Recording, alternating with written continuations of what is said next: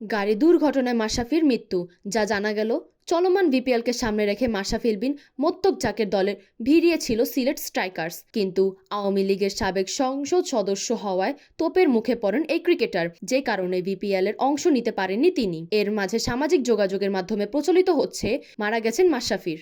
Viral হওয়া একটি ফটোকার্ডের দাবি করা হয় দুবাইতে মাশরাফির গাড়ি দুর্ঘটনায় মারা গেছেন। তবে খবরটি গুজব বলে উড়িয়ে দিয়েছে রিউমার স্ক্যানার টিম। তাদের অনুসন্ধান থেকে জানা যায় মাশরাফির মারা যাওয়া দাবিটি সঠিক নয়, বরং কোনো নির্ভরযোগ্য তথ্য প্রমাণ ছাড়াই ভুয়া দাবিটি প্রচার করা হয়েছে।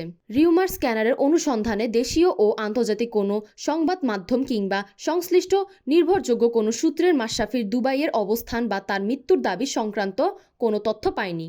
মূলত গত ৫ অগস্ট শেখ হাসিনা সরকার পতনের পর জনসমক্ষে দেখা যায়নি সাবেক সংসদ সদস্য ও জাতীয় দলের সাবেক এই অধিনায়ককে।